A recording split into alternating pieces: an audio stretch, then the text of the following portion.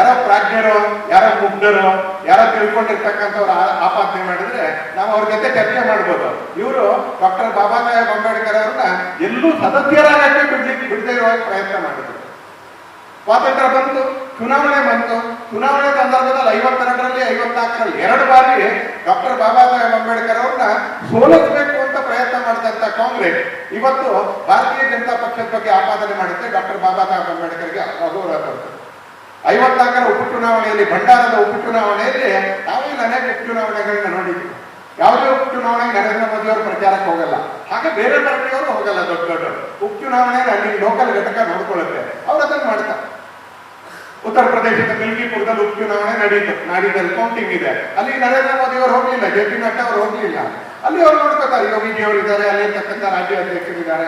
ಈಗ ಎಲ್ಲ ರಾಜಕೀಯ ಪಕ್ಷಗಳಲ್ಲಿ ಬಂದ್ಕೊಂಡಿರ್ತಕ್ಕಂಥ ಒಂದು ಅಲಿಖಿತ ಸಂಪ್ರದಾಯ. ಆದ್ರೆ ಭಂಡಾರದ ಉಪಚುನಾವಣೆ 54ರಲ್ಲಿ 2 ಬಾರಿ ಜವಾಹರ್ಲಾಲ್ ನೆಹರು ಪ್ರಚಾರ ಮಾಡಕ್ ಹೋಗ್ತಾರೆ. ಯಾಕೆ? ಬಾಬಾ ಸಾಹೇಬರನ್ನ ಸೋಲಿಸಬೇಕು ಅಂತ. ಈ ಸಂಘಟನೆಯವರು ನಮ್ಗೆ ಹೇಳ್ತಾರೆ, ಅಂದ್ರೆ ಬಿಜೆಪಿ ಡಾಕ್ಟರ್ ಬಾಬಾ ಸಾಹೇಬ್ ಅಂಬೇಡ್ಕರ್ ಅವ್ರನ್ನ ಅಗೌರವದಿಂದ ಕಾಣ್ತದೆ.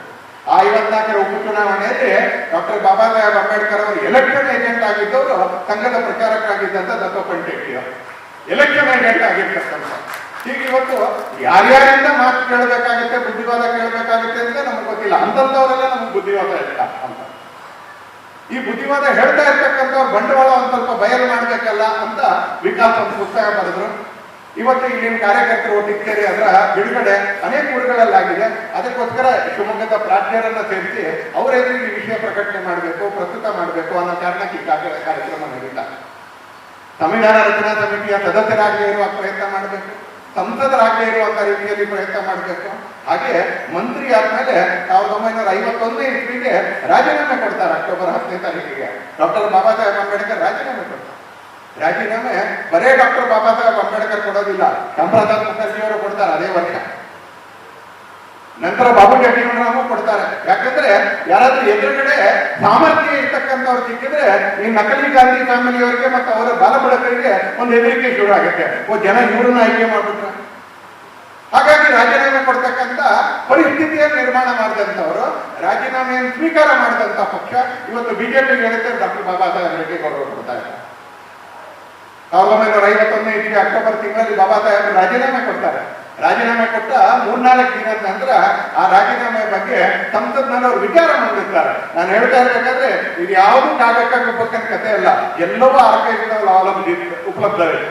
ನೀವು RTI ಹಾಕಿದ್ರೆ ಸಿಗುತ್ತೆ, ಪುಸ್ತಕಗಳಲ್ಲಿ ಸಿಗುತ್ತೆ, ಗ್ರಂಥಗಳಲ್ಲಿ ಸಿಗುತ್ತೆ, ಸಂಸತ್ತಿನ ದಾಖಲೆಗಳಲ್ಲಿ ಸಿಗುತ್ತೆ. ಕಾಂಗ್ರೆಸ್ನವರು ನ್ಯೂಸ್ ಪೇಪರ್ ಪ್ಲಾಂಟಿಂಗ್ ನಲ್ಲಿ ಎಕ್ಸ್ಪರ್ಟ್ಗಳು ಏನ್ ಪ್ಲಾಂಟ್ ಮಾಡ್ತಾರೆ? ಬಾಬಾ ಸಾಹೇಬ್ ಅಂಬೇಡ್ಕರ್ಗೆ ಆರೋಗ್ಯ ಸರಿ ಇಲ್ಲ, ಹಾಗಾಗಿ ಅವರು ರಾಜೀನಾಮೆ ಕೊಟ್ಟಿದ್ದಾರೆ. ಎತ್ತಿಂದ್ಕೊಂಡು ಹೇಳ್ತಾರೆ ಡಾಕ್ಟರ್ ಬಾಬಾ ಸಾಹೇಬ್ ಅಂಬೇಡ್ಕರ್ ಅವರು ಲೋಕಸಭೆ.